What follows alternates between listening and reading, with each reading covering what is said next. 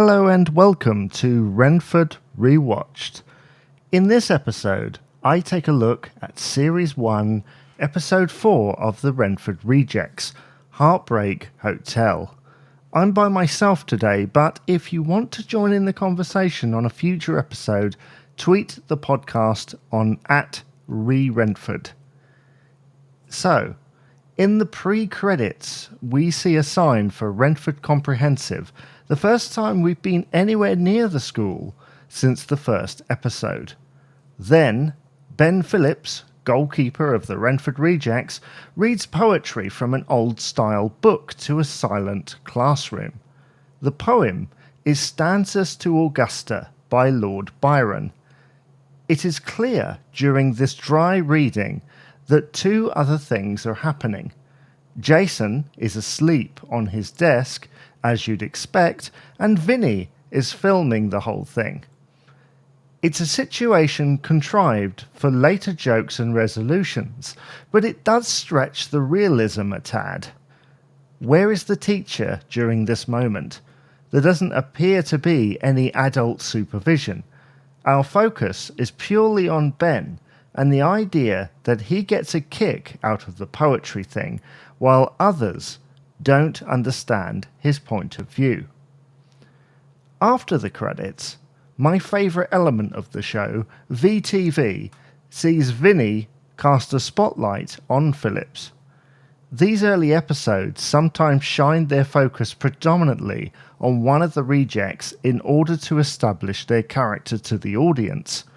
At this stage, there appears to be very little character development beyond a couple of traits.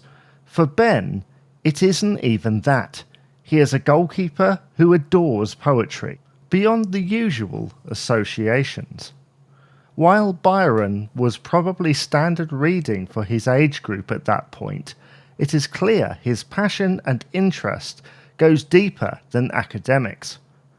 Like all fans of their chosen interest, his attempts at writing similar poetry about his own experiences are less than ideal. The others are convinced it has to conform to their seemingly limited knowledge of the medium. Jason suggests a plausible yet clunky rhyme to the word penalty box. Eddie adds to this his rock and roll sensibilities with an Eddie McAvoy original. From memory, this is the second time we've seen his guitar. It is after these humorous exchanges that Justine is introduced. Justine is played by Natasha Dilliston. While she sits at a table minding her own business, engrossed in writing, Ben is convinced that she would understand his poetic sensibilities. Jason, finding this amusing, brands it an obsession of Ben's. This indicates that Ben has been admiring Justine for some time, especially when he labels her as his muse. I think we can all identify a time when we admired someone from afar and inserted things which appealed to us into all of the blanks. Whether those blanks were correct or not didn't matter. As in real life, a few of the rejects don't understand the fascination. She doesn't conform to their idea of cool based on visual appearance. Despite ridiculing Ben for making a judgment, they're judging her themselves. Robin, who doesn't share the confusion, encourages Ben to read Justin his poem. This sets up Robin's role in the episode as a mentor to characters in need. When Ben plucks up the courage to read his amateur yet well-meaning poem with some of Jason's embellishments, it appears Justine is ignoring him. Ben gets annoyed and disappears out of frame. It is at this moment music begins to play as Justine raises her head. The music is the recognisable section of Love Theme from Romeo and Juliet Fantasy Overture by Russian composer Tchaikovsky. Instead of the proclamation of love it is sometimes used as, it becomes clear the music is simply coming from Justine's earphones. Although you might not have noticed it, a large tape player has been visible this whole time. How the Rejects didn't spot this, or the earphones for that matter, is puzzling. It's like they got so caught up in their own world they didn't notice it. It appears the same for Justine, who didn't seem to notice that a group of strangers were staring at her, talking loudly and then reading poetry over her shoulder. She's either got that music on super loud and is totally absorbed in her observation of source receptacle, or isn't as observant as we're led to believe. I think looking at these things through a lens brings up narrative discrepancies like this, but I don't think it matters when you consider the intended audience. From this scene, we've gleaned a few things, but for me, the main thing is this. Ben has a kindred spirit, but nobody involved, except the audience, knows this yet. Next is the football section of the episode. The Rejects are playing the Renford Choir Boys, one of the many football team names that takes an idea and turns them into a literal side. It aligns with the idea that the Rejects are a bunch of rejects in a literal sense. Sometimes this works, sometimes it falls flat. I find the names raise a laugh, but it doesn't go any further than that. The emphasis is clearly on an aspect of the game. In this case, it's the concentration of Ben Phillips. After his apparent rejection, he's having the worst game of his life. The mix of shots show Ben missing every ball. The music playing while this is happening is a version of Kate Bush's Wuthering Heights by English punk rock band China Drum, also known as The Drum. They formed in 1989 and supported the likes of Green Day, Ash and Supergrass.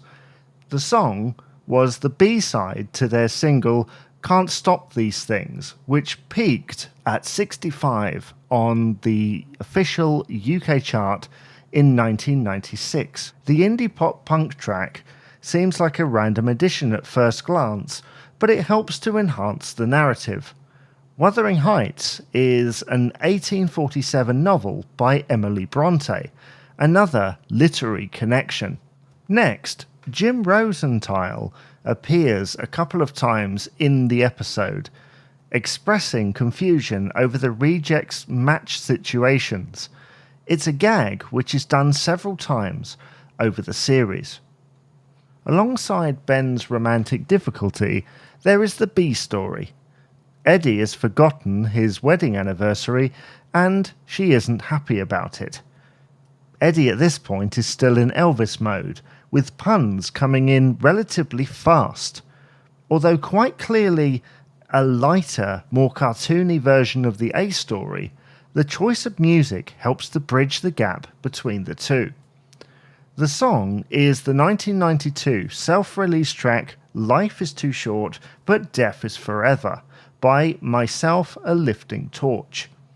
Yet another obscure title, but fits the downcast mood of both stories. Robin's role as a mentor is further built upon as she gets a grasp of Eddie's situation and tries to help. We have to ignore the fact it's a middle-aged man asking a teenager for help with his marital issues. Eddie tries to woo his wife with chocolates, but that falls flat. He mistakenly buys a favourite of Gladys McPherson, a former girlfriend of his. Something of a throwaway reference at this point, but useful later in the series. He tries an Elvis-inspired song, but is met with a cold reception. I can't understand why, because Eddie seems to have access to professional lighting and a smoke machine. That's impressive. He tries perfume, but she has a negative association. Robin suggests jewelry, but he's worried about his bank balance. They find a solution in the end, but we shall get to that. So we come back to Ben, who decides to seek help from Ronnie. He advises him to get some style, supplying him with threads from his wardrobe and advising him to mumble like the It guys, which I assume is similar to an It girl, a popular notion at this point in time. Ronnie transforms Ben, who is seen strutting his stuff around the cafe to the tune of Alison Limerick's classic club mix of Where Love Lives. Looking very 90s in an orange shirt and shades, you have to hand it to Ben for the level of commitment he puts in. There are some nerves, but he really nails the intended character that he's been encouraged to portray. I can't really imagine many of the other rejects being able to inhabit different characteristics in such a way. Although, maybe Bruno, because he kind of does that anyway. So Ben nervously asks Justine to a Boyzone concert. This one aspect of the story is a real time bubble. The Irish boy band, consisting of Ronan Keating, Stephen Gately, Mikey Graham, Shane Lynch and Keith Duffy, were absolutely huge around that time. By early 1998, they had 2 number-1 albums and 11 top 5 hits, including 3 number-1s. Later that year, they would have another number-1 album, Where We Belong, and another number-1 single, In No Matter What. With the amount of success, it would have been a sure thing to name-check such a band without it feeling dated too quickly. Justine, though, who isn't a fan, rejects Ben's offer. The audience knew what her reaction would be, as we've had hints she's more in tune with the true Ben. For the Rejects goalkeeper, though, this is another rejection. So he seeks advice from Bruno, who advises him to act Italian. I mean, of course.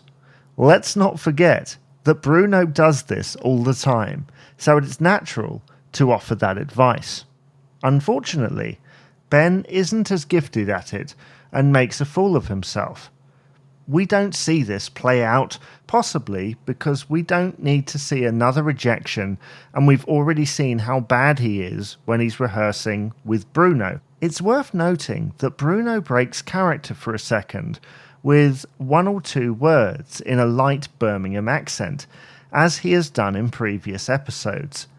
It's a great example of taking a seemingly one-note character and adding depth, something which is explored later on in the series. Next, it's Jason's turn to give advice.